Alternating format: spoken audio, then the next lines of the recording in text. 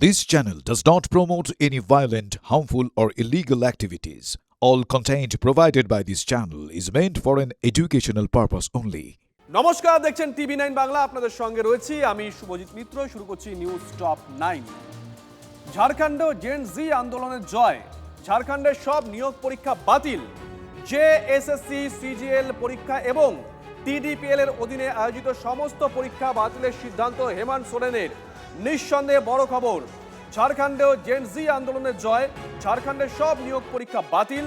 জেএসএসসি, CGL পরীক্ষা এবং টিডিপিএল এর অধীনে আয়োজিত সমস্ত পরীক্ষা বাতিলের সিদ্ধান্ত নিয়েছে হেমন্ত সোরেন। ডিটেল জানবো জ্যোতির্ময়ের কাছ থেকে। জ্যোতির্ময়, ডিটেল দাও। পাশাপাশি এই ঘটনার রাজনৈতিক গুরুত্ব কতটা? দেখো, অবশ্যই রাজনৈতিক গুরুত্ব যথেষ্ট। তার কারণ যন্তর মন্তরের যে ঘটনা ঘটেছিল, যন্তর মন্তরের যে মুভমেন্টকে ঘিরে যে মোমেন্টাম তৈরি হয়েছিল, ঝাড়খণ্ডের ঘটনা পাল্টা বিজেপির পক্ষে হাতিয়ার তৈরি করে দিয়েছে। এবং শুধুমাত্র হেমন্ত সোরেনের সরকার নয়, তার পাশাপাশি কংগ্রেস সহ বাকি বিরোধীরাও কিন্তু কিছুটা ব্যাকফুটে দাঁড়িয়েছে। যে খবর আমাদের কাছে আসছে যে স্বয়ং রাহুল গান্ধী তিনি ইন্টারভেন করেন। তিনি হেমন্ত সোরেনকে বলেন যে প্রতিবাদকারীদের সঙ্গে কথা বলতে, তাদের সঙ্গে আলোচনায় বসতে।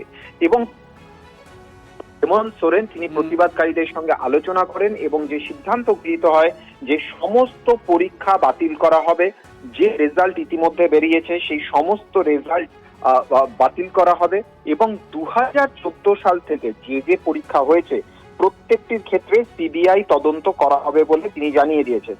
এর পাশাপাশি যে কমিটি, অর্থাৎ যে সিলেকশন বোর্ডের আন্ডারে স্টাফ সিলেকশন এবং তার পাশাপাশি অন্যান্য স্কুল সার্ভিসের পরীক্ষাগুলি হয়েছে, সেই কমিশনকে আবার নতুন করে ঢেলে সাজানো হবে এবং সেক্ষেত্রে সেই কমিশনগুলিতে কারা থাকবে তার জন্য কমিটি গঠন করে একেবারে যোগ্য ব্যক্তিকে সেখানে বসাতে হবে।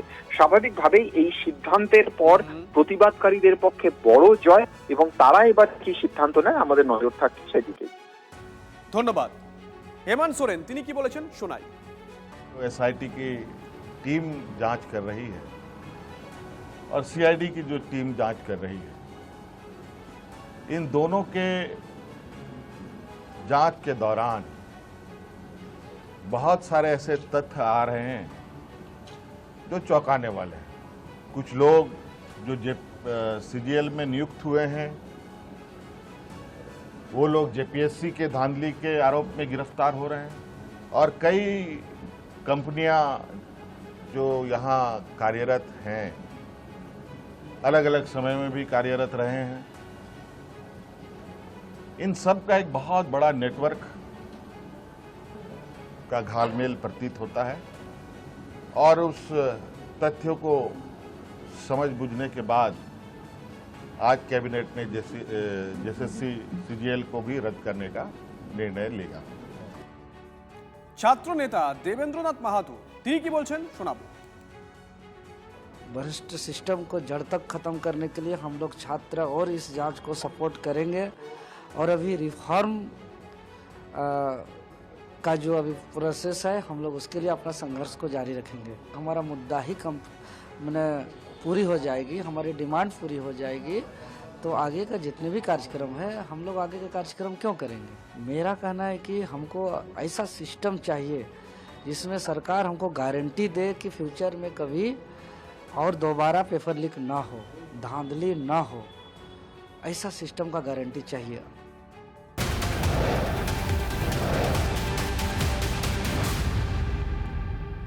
ব্যাক টু ব্যাক আরো একটা বড় খবর, অত্যন্ত সিগনিফিকেন্ট। এনটিএর ভূমিকা নিয়ে এবার প্রশ্ন তুলল আরএসএস এর ছাত্র সংগঠন এবিভিপি। ইউজিসি নেটের 3টি বিষয়ে পরীক্ষা বাতিল। ইংরেজি, সোশিওলজি এবং কমার্সের পরীক্ষা বাতিল। এনটিএর ভূমিকা নিয়ে এবার প্রশ্ন তুলল আরএসএস এর ছাত্র সংগঠন এবিভিপি। ইউজিসি নেটের 3টি বিষয়ে পরীক্ষা বাতিল। ইংরেজি, সোশিওলজি ও কমার্সের পরীক্ষা বাতিল। নিটের মতো নেটের দায়িত্ব ছিল এনটিএ।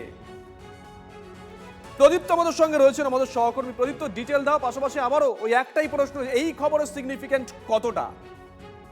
দেখো এনটিএ যে জুন মাসে এনটিএ যে পরীক্ষা নিচ্ছিল সেটা তারা নিচ্ছিল ইউজিসি নেট, এবং সেখানে 3টি সাবজেক্টের পরীক্ষা বাতিল করা হয়েছে, একটি ইংরাজি, অন্যটি সোসিওলজি, আরেকটি কমার্সের।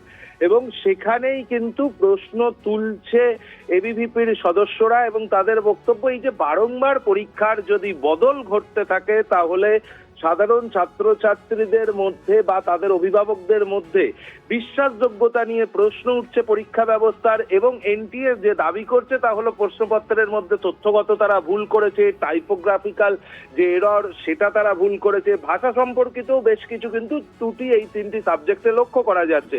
অন্তত এবিভিপি সে কথা বলছে, এবং তারা স্পষ্ট করে বলছে যে ছাত্রদের ভবিষ্যৎ নিয়ে ছেলে খেলা বন্ধ করতে হবে। এমনকি যদি এই ধরনের পরীক্ষা বারংবার করতে হয় তাহলে সেক্ষেত্রে কিন্তু যাতায়াতের বন্দোবস্তের দায়িত্ব এনটিএ কে নিতে হবে। শুভজিৎ, এই জায়গা থেকে গোটা ঘটনাটার তাৎপর্য যে নিট পরীক্ষা এনটিএ এর হাতে থাকার ফলে তাতে দুর্নীতিগ্রস্ত হয়েছে, তার আন্দোলনের জেরে কি হয়েছে আমরা সকলেই জানি। কেন্দ্রীয় শিক্ষামন্ত্রী তিনি পদত্যাগ করেন, ফলে এর পরেও এনটিএ এর হাতে থাকা পরীক্ষা ব্যবস্থা নিয়ে প্রশ্ন উঠছে, ফলে এই দেশের শিক্ষা ব্যবস্থা। ধন্যবাদ।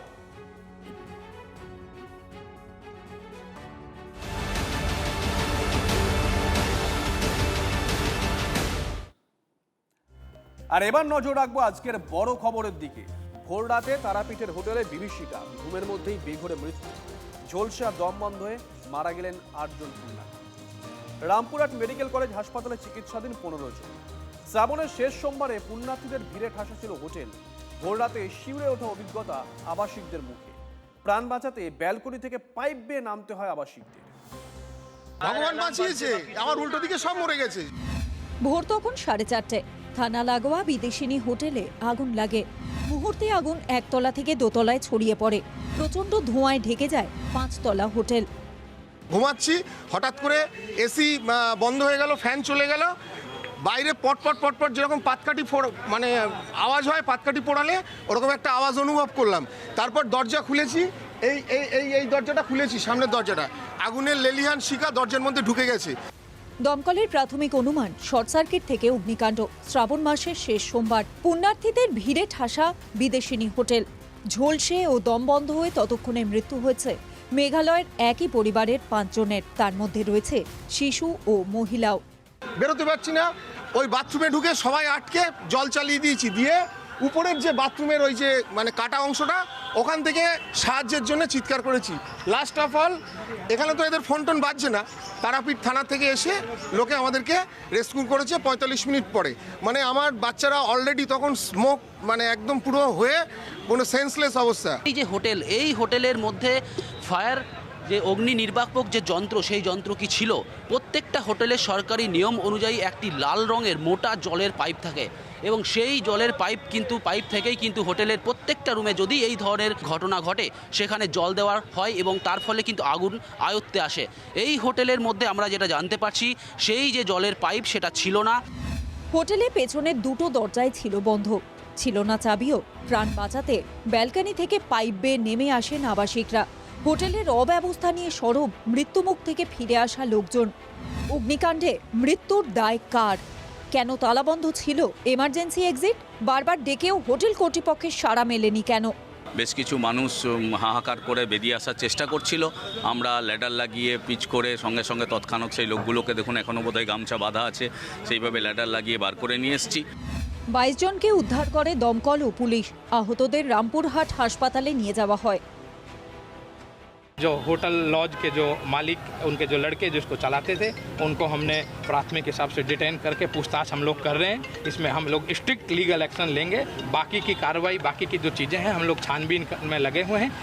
অগ্নিকাণ্ডের তদন্তে হোটেলে বর্ধমান রেঞ্জের ডিআইজি, বীরভূমের পুলিশ সুপারের নেতৃত্বে শুরু হয়েছে তদন্ত। আটক করে জিজ্ঞাসাবাদ করা হচ্ছে হোটেল মালিককে। যদি কনক্রিটের জঙ্গল বানানো হয় তাহলে সেখানে ফায়ার ব্রিগেড ঢুকবে কি করে? আর ফায়ার ব্রিগেড ঢুকলে আগুন থামানো হবে, তার জন্য ফায়ার ব্রিগেডের ব্যবস্থা নেই বলে যৌতুক গৃহ ওটা। এটাই টিআরডিএ এর দুর্নীতি ছিল। টিআরডিএ পয়সা তুলেছে, টিআরডিএ অনুমতি দিয়েছে, কিন্তু অনুমতি প্রপার চেকিং হয়নি। বিধায়কের নিশানায় তারাপীঠ রামপুরহাট উন্নয়ন পর্ষদ। প্রশ্ন উঠছে, ঘিঞ্জি এলাকায় কি করে তৈরি হলো এই 5 তলা হোটেল? কিসের ভিত্তিতে এই হোটেলকে ছাড়পত্র টিআরডিএর? আমরা চাই গোটা পশ্চিমবঙ্গ জুড়ে একটা ফায়ার সেফটি ব্যবস্থা তৈরি করতে।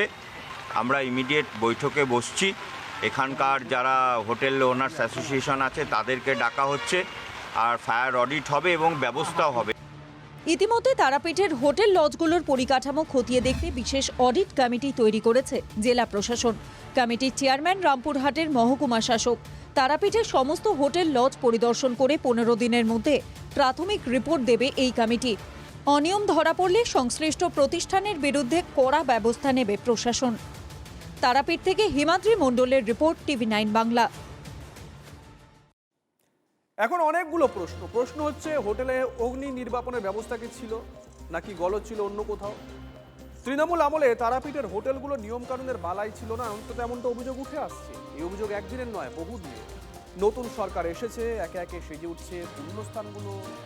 নজরদারি এখনো সব জায়গায় কি পৌঁছচ্ছে না? প্রশ্নটা তুলে দিল তারাপীঠের এই ঘটনা।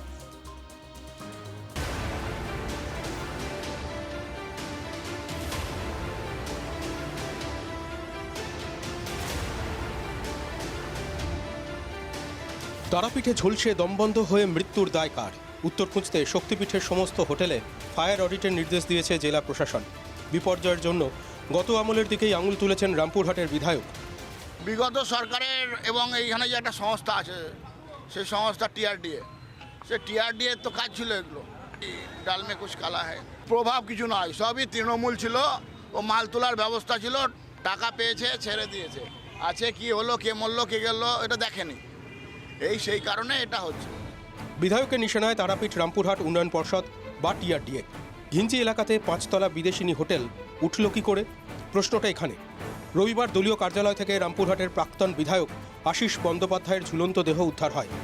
তার দেহের পাশ থেকে উদ্ধার সুইসাইড নোটেও TRDA দুর্নীতির উল্লেখ ছিল। লেখা ছিল, TRDA জেনারেল মিটিং ছাড়া কোনো দায়িত্ব ছিল না, টেন্ডার কমিটিতে ছিলাম না, চেকের পাওয়ার ছিল না, প্ল্যান পাস ও নো অবজেকশন সার্টিফিকেট ইস্যুর ব্যাপারেও ছিলাম না। রাজ্যে পালা বদলের আগে TRDA চেয়ারম্যান ছিলেন আশিস বন্দ্যোপাধ্যায়।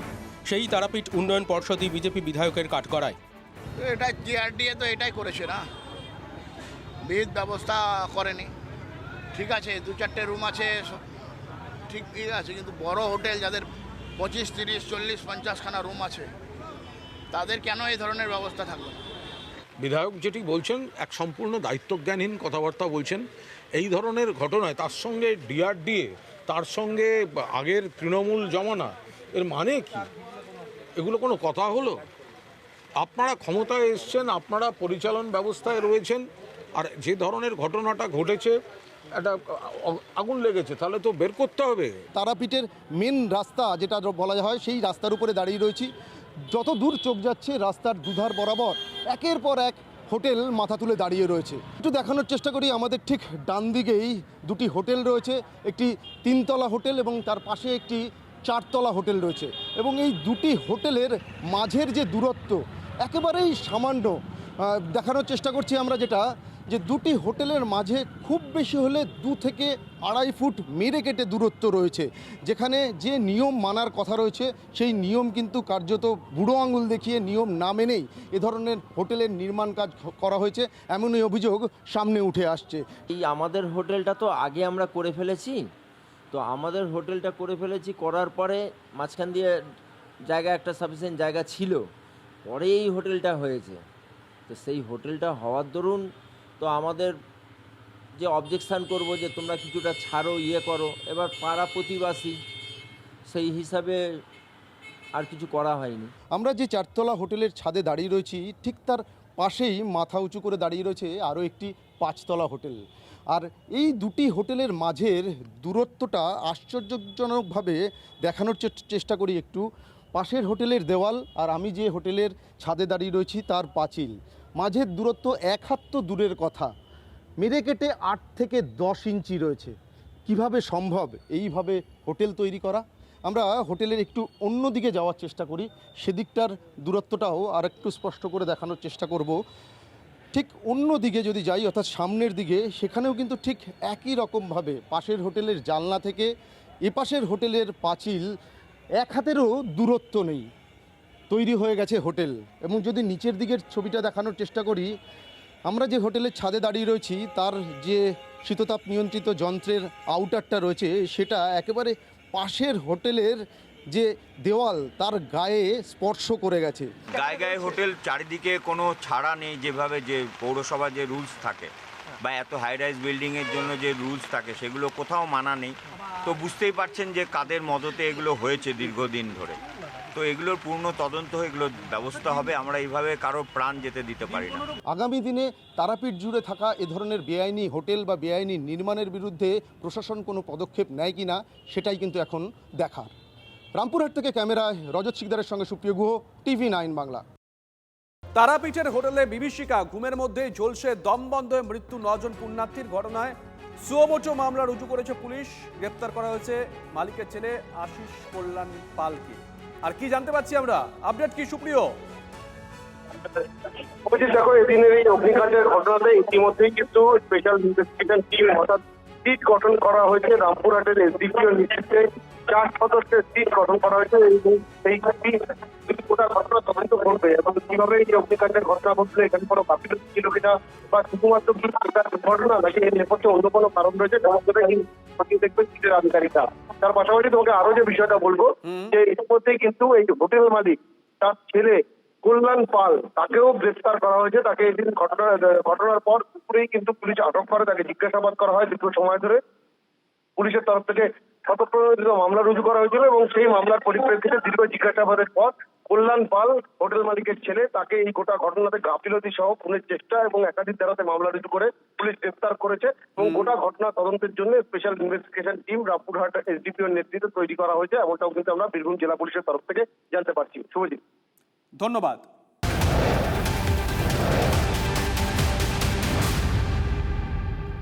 রাজ্যে দুর্নীতি দমন শাখার অভিযান, ঘুষ নিতে গিয়ে এসিবির জালে ব্যাটরা থানার এসআই সুব্রত সরকার। 15,000 টাকা ঘুষ নিতে হাতে নাতে পাকড়াও সাব ইন্সপেক্টর। পাঁশকুড়া ব্লাড ব্যাংকে অভিযান দুর্নীতি দমন শাখার, জালে রক্ত বিক্রি চক্রের এক দালাল। অবৈধভাবে রক্ত বিক্রির অভিযোগে ধৃত শাহাবুদ্দিন মল্লিক নামে এক দালাল। ব্লাড ব্যাংকের কর্মীদের বিরুদ্ধেও তদন্ত।